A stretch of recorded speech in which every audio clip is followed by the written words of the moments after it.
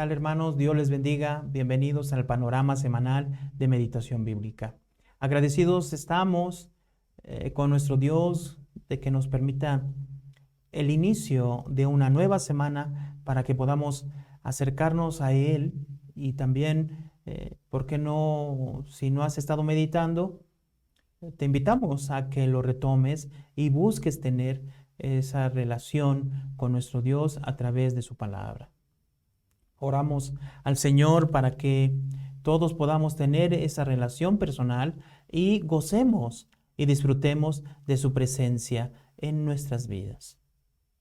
Esta semana estaremos meditando los pasajes de Lucas capítulo 22, del verso 47 al capítulo 23, verso 56. Estos versos abarcan desde el arresto de Jesús hasta su muerte y su sepultura. También esta semana en el mundo, o gran parte del mundo, se celebra la Pascua o la Semana Santa. Se conmemora la muerte, sepultura y resurrección de nuestro Señor Jesús. Lejos de hablar de ritos, y sobre todo ritos externos, hoy más que nunca tenemos que pensar y examinar sobre el significado de este sacrificio de nuestro Señor Jesucristo. Lo que padeció tomando nuestro lugar, porque así lo tenemos que ver, de esa manera. ¿Y cuál es el resultado de todo esto? Hay algunos puntos que me gustaría resaltar en esta semana. Son dos puntos generales. Uno de ellos es acerca de la oración en relación a Judas y Pedro. Nos toca ver estas dos historias y cómo un hombre como Judas, quien era una persona que sustraía, dice la palabra, de la bolsa de las ofrendas, que robaba y que buscaba su propio bienestar, sucumbe ante la tentación de Satanás. Y vemos cómo entrega a su Señor. Por otro lado, vemos a Pedro negando a nuestro Señor Jesús, a su Señor, 3 veces, hermanos, cumpliéndose así lo que Jesús le había dicho en los pasajes anteriores, que seguramente ya hemos meditado, donde Pedro, por cierto, aseguraba que él iría hasta la muerte por su Señor. En ambos casos tenemos que pensar en la relación que tienen con la oración. ¿Qué relación tiene la oración con los discípulos? Jesús les acababa de decir que ellos tenían que orar para que no entraran en tentación. Y aquí una vez más tenemos que pensar en el significado de la oración. ¿Qué significado tiene la oración para los discípulos? Y sobre todo para las historias que vamos a ver de estos discípulos. ¿Qué significado tiene para nosotros la oración también? Esto que vemos, hermanos, de estos dos discípulos, nos puede también pasar a nosotros si no estamos velando y orando al Señor. Pero ¿cuál es la oración que nos enseña nuestro Señor Jesús? Que no se haga mi voluntad, sino la de Dios. Una oración que busca la voluntad de Dios. Una oración que no busca que Dios me complazca en mis deseos, en mis anhelos. Y que no solo termina en una oración como tal de palabras, sino que termina en una búsqueda y en un sometimiento a esa voluntad revelada, hermanos. Viviéndola en su vida real. Así como nos lo mostró nuestro Señor Jesús en la historia del Getsemaní. Y vemos que la Escritura nos muestra que Dios envía a un ángel a fortalecer a Jesús. Tomo esta historia porque se me hace relevante y con toda relación a lo que vamos a ver esta semana. Y este fortalecer que vemos en Jesús no era otra cosa que Jesús siguiera cumpliendo la voluntad de Dios. Jesús había venido a este mundo a dar su vida por nosotros, a dar su vida en sacrificio, tomando nuestro lugar para darnos una nueva vida y el perdón de pecados. Este fortalecer significa que Jesús siguiera cumpliendo la voluntad de Dios, aún así perdiera su vida. Así de igual manera nuestra fortaleza no radica en nosotros, no radica en los discípulos, como en el caso de Pedro, por ejemplo, que se sentía fuerte, capaz de dar su vida por Jesús. Él se sentía fuerte, pero en sí mismo. Pero su fuerza en realidad se demostró que debe de estar en Dios. Y solamente Dios nos puede dar la fortaleza para poder seguir buscando su voluntad y vivir en ella. No es un esfuerzo humano, sino es cuestión de comunión, de relación con Dios a través de la búsqueda de su voluntad. Y esto se ve reflejado en la oración. Es un sometimiento a su voluntad. Entonces, cuando vemos estos pasajes, tenemos que pensar en la relación que tienen estos dos discípulos con la oración, que nos muestra obviamente en los versos anteriores, que seguramente, hermano, usted ya meditó. Ahora, en un segundo punto, pero que tiene toda relación con el primero, con la oración, hay que tomar en cuenta el énfasis que el autor, en este caso Lucas, y nuestro Señor Jesucristo, a través de las enseñanzas que nos da, nos muestra el énfasis que le da al reino de Dios. Como ya se ha dicho anteriormente y se ha repetido constantemente, el Evangelio de Lucas, junto con el libro de Hechos, son un mismo libro y tienen como mensaje central el reino de Dios. Y cuando hablamos del reino de Dios, tenemos que entenderlo como lo hemos estado viendo en el Evangelio de Lucas. El reino de Dios viene a nosotros, ha venido a nosotros. El reino de Dios ya está presente entre nosotros.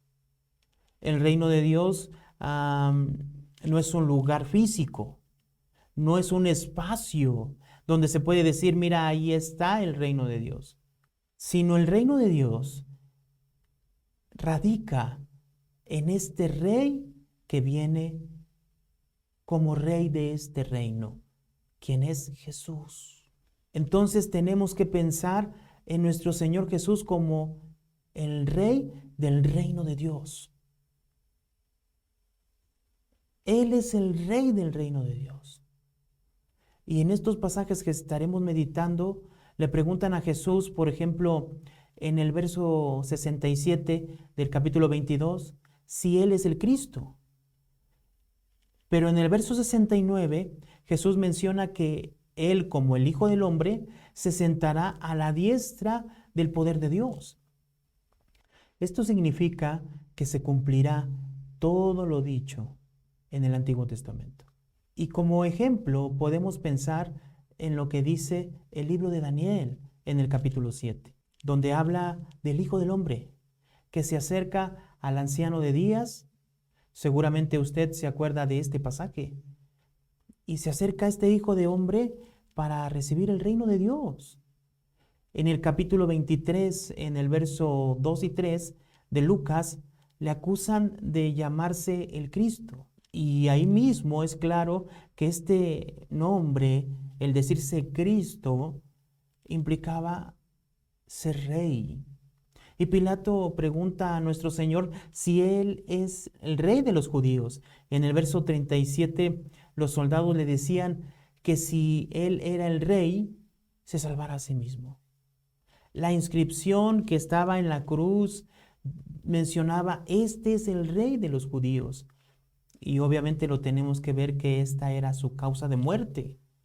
Y en el verso siguiente, en el verso 38, uno de los ladrones que estaba al lado de Jesús, le dice que si él es el Cristo, se salvase a sí mismo y también lo salvase a ellos.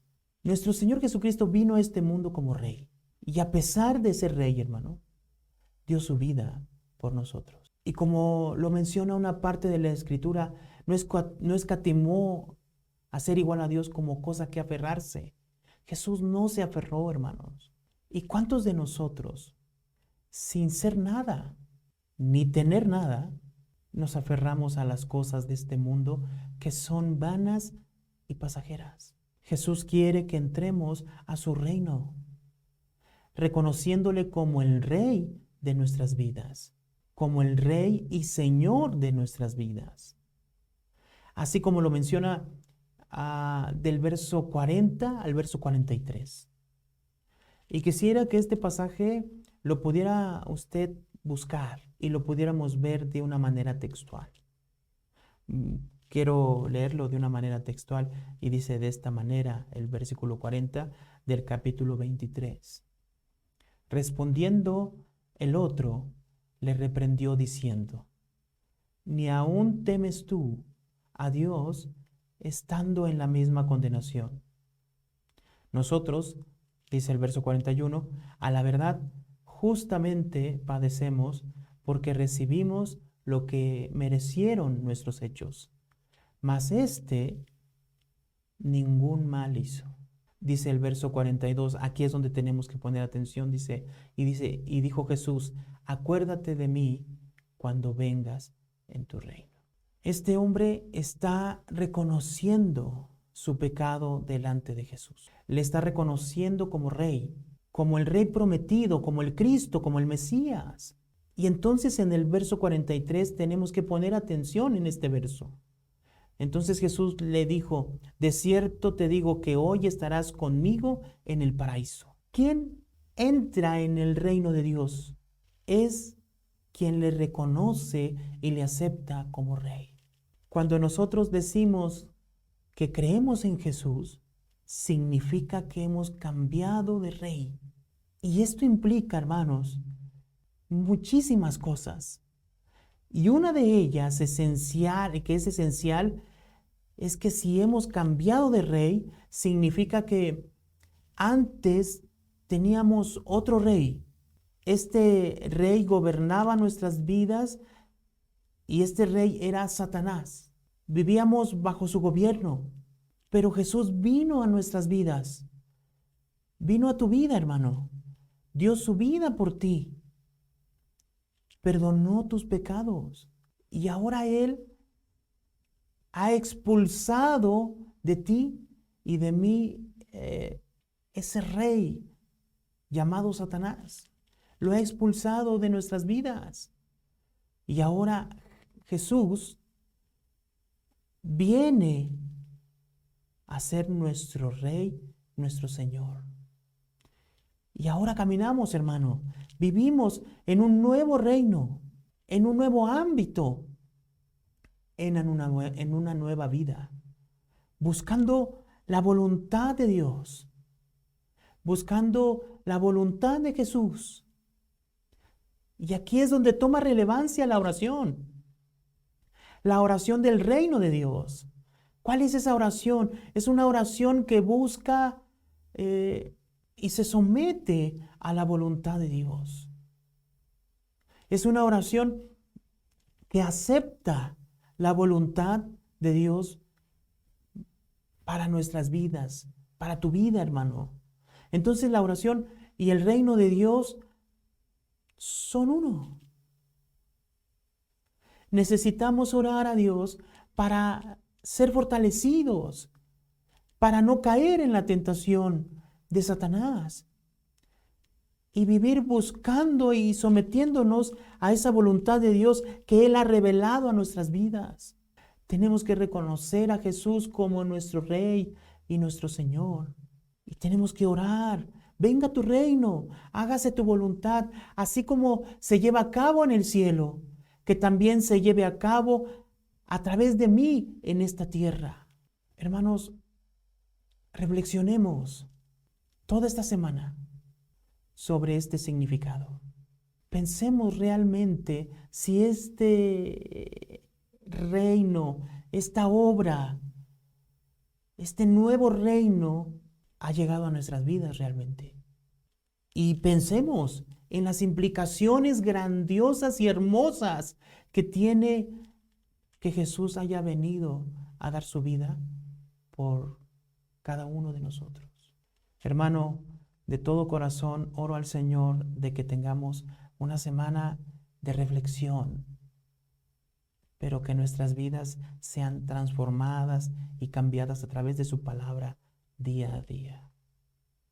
Que tenga una excelente semana. Dios le bendiga.